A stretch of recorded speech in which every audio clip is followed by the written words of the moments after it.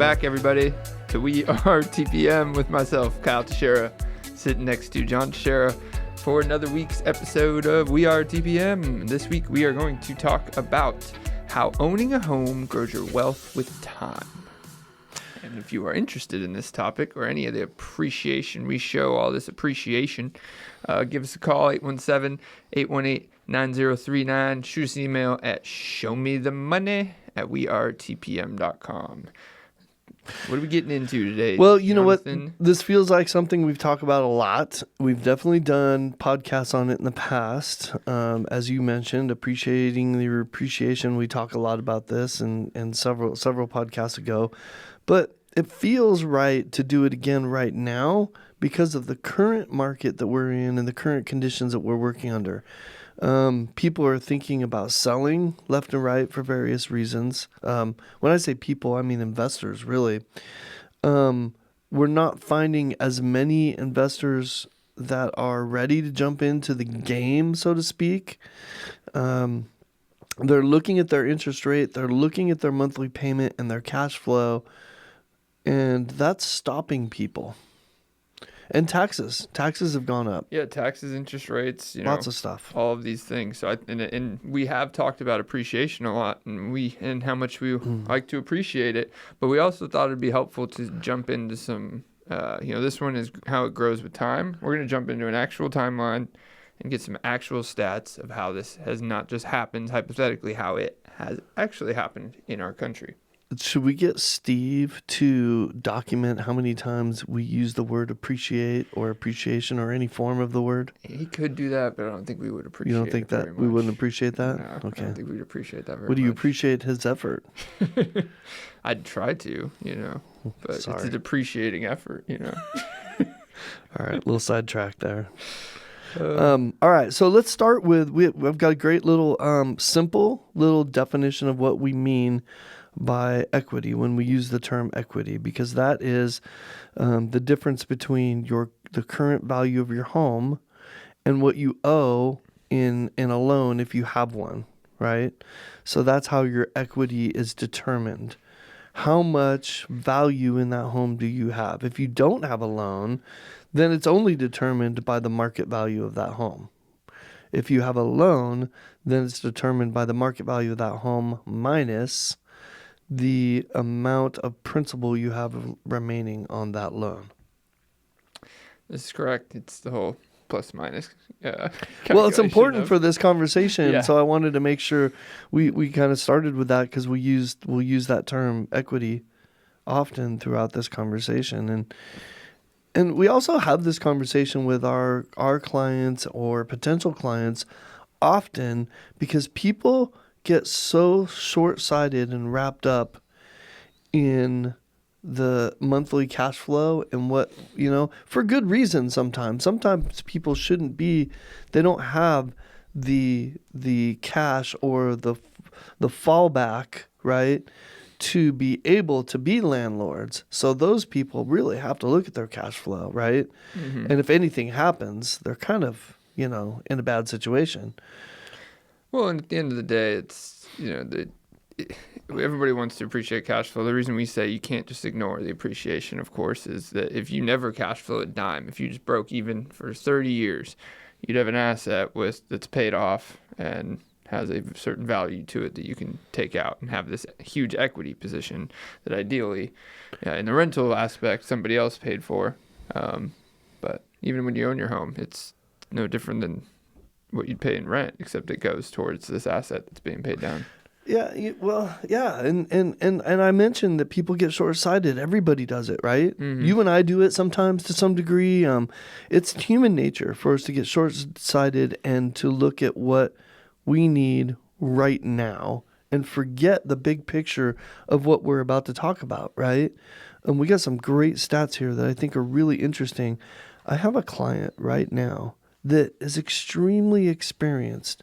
She's owned rental homes for quite some time, has a business opportunity that she wants to take advantage of, and she's selling homes to take advantage of this business opportunity.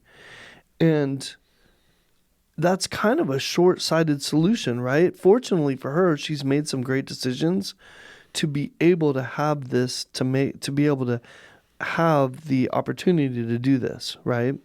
So good on her for doing that. But when you look at what we're about to talk about, it almost makes you wonder, why aren't you going and getting the money somewhere else and letting this run?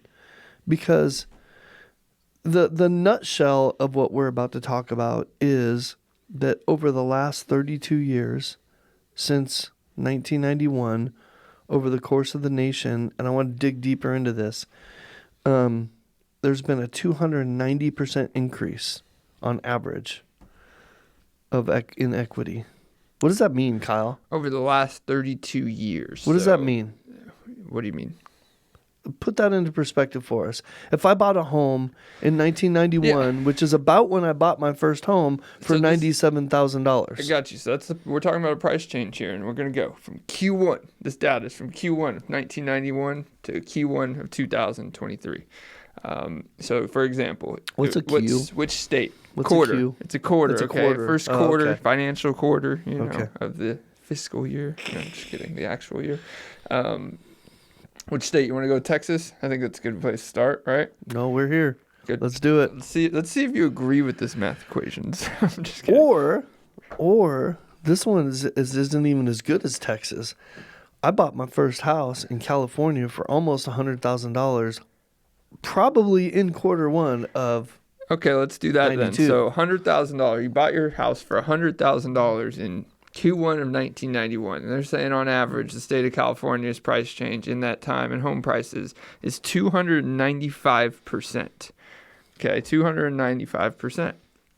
So that would mean that today, that same house would be worth $395,000.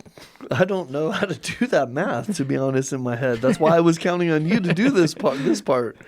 I was just giving. I'm going to get my calculator out. So here $395,000 is what that house would be worth today. If it increased 295%. I can't do that in my head. That is dumb. We did make it easy, didn't we? When you do 100,000, this math is easy. So in Texas, it is higher. So Texas is higher than California, which would come as a surprise to some people. We did a little field test here, and it came as a surprise to you. And it didn't surprise you as much, but it surprised me. The states that were the highest surprised me. Yeah. But it didn't surprise me that Texas is higher than California, I don't think. So in that time, Texas is 330%. So in this same example, this house would be worth $430,000. So I think the surprise about this, what's interesting here is that I expected California to be higher than average, and it's almost exactly at the nationwide average. Mm-hmm. The nationwide average is 290. California's at 295. Yep. I bet almost everyone would assume that California's appreciation rose at a higher rate. So this is a testament to the fluctuation in values that I talk about to people all the time about California. You might get a quick spike and a really high rise, but when it goes bad, it also really goes bad in California. Mm-hmm. Especially in different areas. And I mean, in Q1 of 91, it was probably still already expensive in California. So what was happening in 91? We were coming out of the S&L crisis. The other thing that was happening in 91, we were also coming out of a recession. The first tech bubble happened, I believe. The dot-com bubble, that was 2000, but the first little tech bubble I think happened in the 90s right then. But anyways, so we were kind of coming out of both of those things. So this is a good time to start right here. Yeah, 30, you could probably go last 100 years in California would be up there, but you never know. So there's some higher ones on the list. So like in the same example, Colorado was one of the ones I expected to be high. Didn't think it would be the highest in the nation. It's 565%, meaning that $100,000 house you bought in 91 would be worth $665,000 today. And that's on average. I'm sure there's places that, like in Denver or some of the Metroplex areas, that have gone up More than that. So you made a point earlier that I kind of poo-pooed, but I'm sitting here thinking about it right now. Poo-pooed. That's a good word. You like that word? That made you chuckle. Poo-pooed. I didn't expect that word to be used. So. You didn't expect me to turn it into a verb, did you? Now I'm waiting for the definition. So I disregarded your point earlier. Oh, okay. And it was the point about legalizing marijuana. I'd be curious where this lands if it went from 91 to maybe 2018 before that happened. Like where Colorado lands and how much of an impact that had. Yeah, because, I mean, this is a 32-year time period. A lot of these jumps could have, some of these jumps could have happened more drastically in certain areas. Like another one to tie on here is Florida at 427. Mm-hmm. And this is the Q1 of 2023. I'd like to see this one to 2019 and see where Florida lands. Yeah. 'Cause, I mean, Utah? Where's Utah come from? Utah's the second highest, and it's just literally less than... Utah's like the forgotten, most beautiful state in our country, and no one even thinks about it unless they're going skiing. Or they're in a certain church. Or if they're Church of Latter-day Saints, yes, of course. I mean, that's probably the reason for that. Maybe that's the reason. We're not going to say definitively any of these reasons, but I'm just looking at these. I don't think there's any reason why we can't say the Church of Latter-day Saints, is there?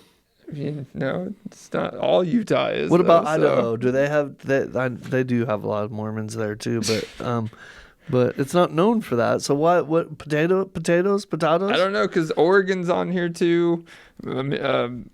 What is that? Michigan? No, Montana's on here. So, I mean, I guess it's just a flood to everyone forgot about Montana until Yellowstone. So why is it on here?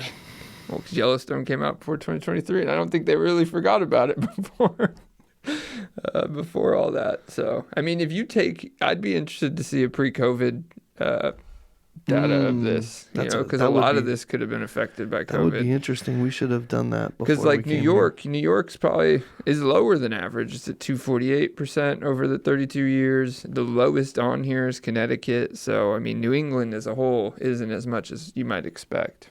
So let's see if we can get that data pre-legalized marijuana, and that'll take out COVID too. How's that? Well, yeah, sure.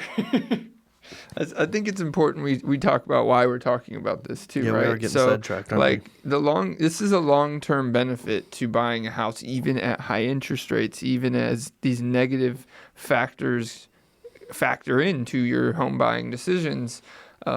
It's easier to ignore the positives or not find the positives, and this is still one of them, especially still with rental property. Like, you have investors buying rental property, some of them are like, well, as long as there's not a negative cash flow right now, I still have the time investment, towards the mortgage and all that stuff. And probably with the hope to refinance it later, but... Yeah, so you know what? I want to talk about something, Kyle. I want to take this in a little bit different direction, if that's okay. And I want to talk about creative financing because... This big picture that we're trying to show people, we're trying to show how it's most important that you get in the game so that you can start this 32-year appreciation cycle as quickly as possible, right? And one of the things that people forget is that with a lot of the creative financing out there, it's got a negative stigma. It's got a negative stigma because we came out of a period between the year 2000 and 2008 where there were tons of adjustable rate mortgages, mortgages where you didn't have to prove your income. There were mortgages that were interest only, and they got a lot of people in trouble. Okay, so I do want to be careful about being a proponent of this, because if you're not responsible enough or have the backing to be able to handle a correction in the market or something bad that can happen, then you should not do these things, okay? But if you have some other means of being able to absorb a correction in the market, then you absolutely should be considering an interest only or an adjustable rate mortgage or or a buy down in certain situations. I'm not sure we're in the right market for a buy down right now anymore, but There's subject to that's becoming popular again. subject to is people are asking and talking about it again. It's not necessarily becoming popular because we're still not in the right environment for it, because there's still too much equity out there for people to do that. But if we ever got in a position where there's no equity, which follows a cycle like the one I just talked about between 2000 and 2008, that's why Subject 2's got so popular, because there was no equity. You know why there was no equity? Because people were allowed to pull it all out with these loans all constantly, and they were doing it. So I'm not suggesting as an investor that you go out and you do that. What I'm suggesting is be open-minded to some of these creative financing solutions that other banks have that can get you in a little cheaper, so that you use less capital getting in, you have better cash flow while you're riding through a tough interest rate maybe, but you're in the game and you're starting this appreciation cycle that we're talking about. And you can, you know what, you can refinance out, you can fix it, you can reset it. There's a whole bunch of things you could do later on when the timing is right. But we've used this term before. It's almost like saying I'm not going to get in now. Well, the future is not going to get better. Something's going to get more expensive. Interest rates, cost of building materials, values of homes. Something's always going to get worse. It's never going to be better in the future. Well, and what people always the mindset there, interest rates can change, right? But like you said, there's other factors that get more expensive. And if in the time, they may go down, but what if they go up enough in the time that it takes them to go down, that by the time they go down, they're still higher than they would have been if you started now? That's a kind of a circle way of saying it. But say if in 2 years, prices on construction costs go down, right? But they go down to what they are today. Well, then why didn't you just buy today? Because that's what's more likely. Interest rates can go down, but when they do, you can refinance, right? Then you still own the property for the benefits of that. It comes into perspective too when you own the home, or when you live in the home too. Yeah, that's a factor you're not talking about in investing, but you also have the benefit of paying into something that you get the added feature of living in. So. Yep. Because otherwise, it's just an investment that you live in. So. Yep. Yeah, it's just something we hear a lot right now, isn't it? I don't want to buy right now. Interest rates are too high. It's too expensive. It's just not going to get better. And so if there's a way for you to get in, to your point, if you don't own the home you live in, find a way to do that. Lower your standards. Live in a smaller home. Well, get pre-qualified. That's the easy answer. Yeah. No, it's like anything else. You got to know what you're doing to even consider doing anything. Until you get pre-qualified, people have been surprised. I've seen people be very surprised at what they can buy, or the other way around, what they can't buy. Because we've talked about DTI, debt to income ratios, and some people let their DTI get worse than they think they do.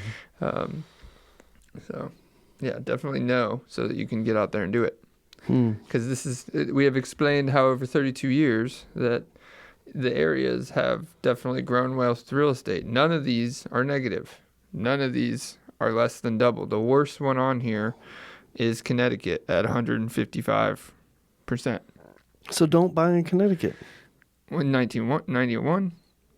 And this is historical data, right? So even that $100,000 house in this example would be worth $255. Yeah. It's an interesting map. If you guys want, reach out to us. Kyle's going to give me an email address. This is an extremely interesting map on this percent change in home prices over the last 32 years. And it's the perspective we talk about a lot. And I feel like this map has created and painted a great picture of what we talk about all the time, where we're talking about appreciation. Investors forget, they trip over dollars to get to pennies, and they forget about the most important part of why they should be investing. And it's for this right here. This is the reason. Well, and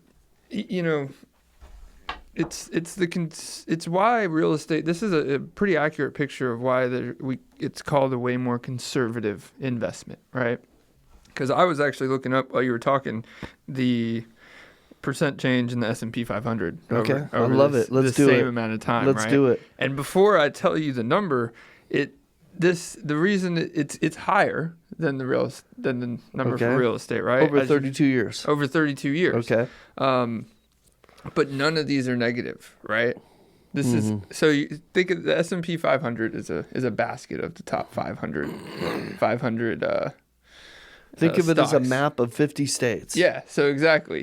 These 50 states are each a stock. Every stock in this portfolio has gone up anywhere from 155% to, 565. Well, the S&P 500 has gone up 2376. 2,376%. Holy mackerel! Are you serious? Which is, yeah. Wow. So wait a minute. We need to take all our money out of real estate and just put it in the S&P 500. Well, no, that's not what we're saying. I mean, in 91, but that's why we could get into the diversification aspect of it, right? But if you all 500 of those stocks in the S&P in 91, Yeah. I guarantee that there's a handful that still even exists today, right? So that's where the index is way different. It changes. Things come in and out of it as they are at the top or at the bottom, right? Like in 91, I'm sure Blockbuster was in there. Enron was probably in there. There's a lot that were in there that are not in there today. So like Yahoo, right? Yahoo. Good old Yahoo. So I mean, yeah, Dell. not saying Is that Dell still around? that S&P investment over a long time horizon isn't pretty conservative. It is, but this is where real estate shows to be conservative because it's doesn't necessarily change. So, and we're looking at states. We could probably get to 500 by looking at counties or something like that, but they pretty much go up over time. Over a 32-year period, you'll find no negatives.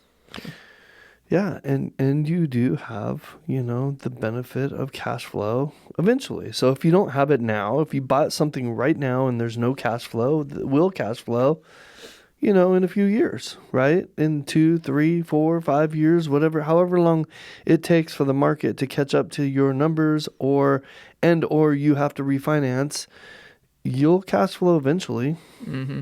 And 32 years is a good number because it's a little over the life of the mortgage. Yep. Right? So by the time you pay off your house, your $100,000 loan's paid off, and now you have a $300,000 house. Is that right? Or 400? It's a 400. $395. That California house. That California house was $395. I wish I still owned that home. Well, we could get more specific because yours was in LA County, which is probably I'd argue probably went up more than this percentage for the whole state. Well, I don't know. I think Northern California probably drags all this up, actually. Yeah. But anyways, doesn't matter. All right. Well, if you guys want to see this interesting map we've been talking about or talk to us about home price changes or anything else, give us a call, 817-818-9039. Shoot us an email, ask for the map, or just say map or M, or show me the money, any of them. I'll show it to you. Show me the money at wearetpm.com. And thank y'all for tuning in. We are out. Later.